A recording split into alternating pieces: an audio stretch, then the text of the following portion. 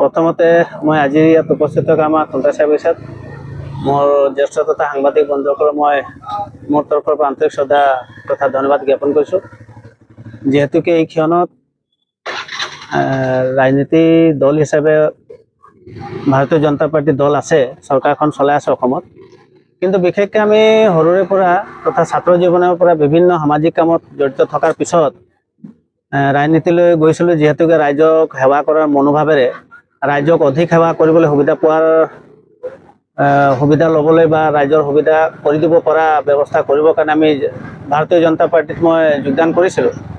আৰু যোগদান কৰা অলপ দিনৰ পিছত মোক চাহ জনগোষ্ঠী মৰ্চা চৰাইদেউ জিলাৰ উপসভাপতি হিচাপে তেওঁলোকে নিয়োগ কৰিছিল।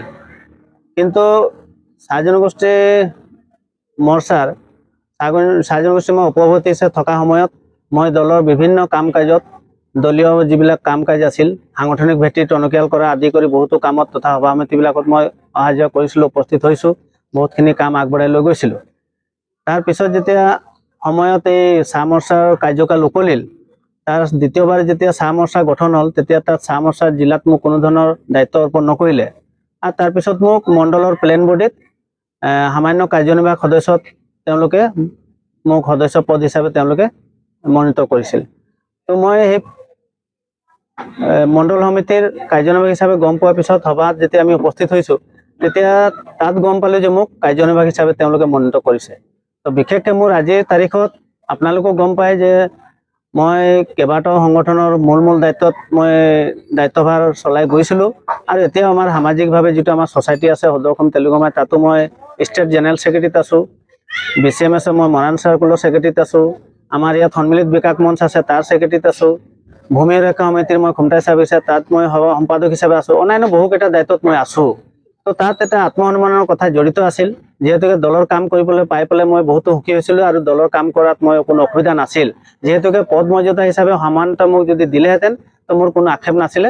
সেইবাবে মই আজি ভাৰতীয় জনতা পাৰ্টি যোৱা 2 সপ্তাহমানৰ আগত মই নিজস্বভাৱে পৰিকল্পনা কৰি পদত্যাগ কৰিছোঁ।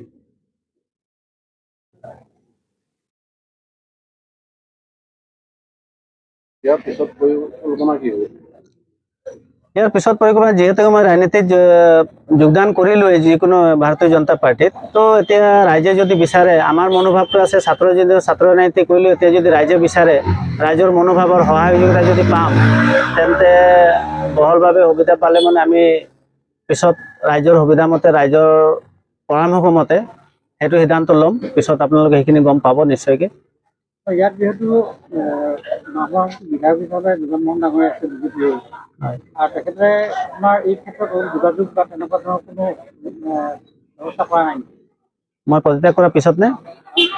পদত্যাগ কৰাৰ পিছত মই মণ্ডল সভাপতি গৰাকীলৈ এখন চিঠি প্ৰেৰণ কৰিছোঁ, ছিগনেচাৰ কৰি হোৱাটছআপতো দিছোঁ তেখেতক।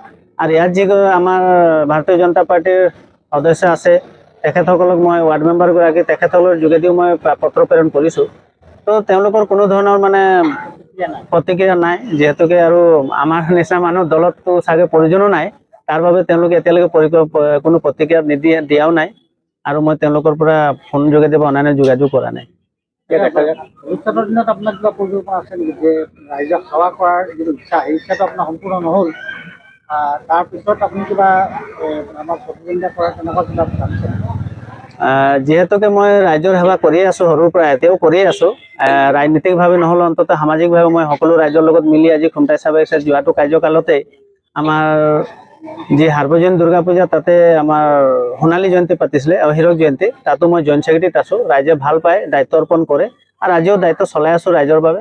যদি অদূৰ ভৱিষ্যতে কোনো ৰাজনীতিক দললৈ মোক সুবিধা পাওঁ আৰু ৰাইজে বিচাৰে, তেন্তে নিশ্চয়কৈ তাত যোৱাটো নিশ্চিন্ত মন আছে। ইয়াৰ উপৰি যদি স্থানীয় বিধায়ক আহি আপোনাক কয় যে আপুনি আমাৰ দলত আছিলে, কিয় পদত্যাগ উঠাই লওক, প্ৰতিক্ৰিয়া কি হ'ব? প্ৰতিক্ৰিয়াটো এইটো আৰু একবাৰেই, আমিতো যিহেতুকে এটা স্থানত আছোঁ, গতিকে কোনো প্ৰতিক্ৰিয়া নিদিয়াকৈ যিটো দল মই ত্যাগ কৰি আছোঁ তাততো দুনাই মই যোৱাৰ কোনো ধৰণৰ ব্যৱস্থা মোৰ চিন্তাও নাই, আৰু এইটো কোনোদিন মই কৰাও নাই বাৰু। দল ত্যাগ কৰাৰ মানে মূল কাৰণ এটাই আছে, মনত অসন্তুষ্টি প্ৰকাশ হৈছে। যিহেতুকে যিহেতুকে মই দলত যোগদান কৰাৰ পিছত মোক উপসভাপতি হিচাপে চাহ মৰ্চাত দিছিল। উপসভাপতিৰ পিছত যদি উপসভাপতিৰ পিছত আৰু অন্যান্য পদ তললৈ কেতিয়াও মানে ডিগ্ৰেড কৰাটো আমাৰ কোনো সংগঠনতো নাই। আৰু মই সদায় সংগঠনৰ মূল দায়িত্ব পালন কৰোঁ। গতিকে উপসভাপতিৰ পৰা ডাইৰেক্ট মোক কাৰ্যনিৰ্বাহক সদস্যলৈ অনাটো মইতো আত্মসন্তুষ্ট কৰাৰ কাৰণে মই অসন্তুষ্ট প্ৰকাশ কৰি দল ত্যাগ কৰিছোঁ। মূল কাৰণটো এইটোৱে।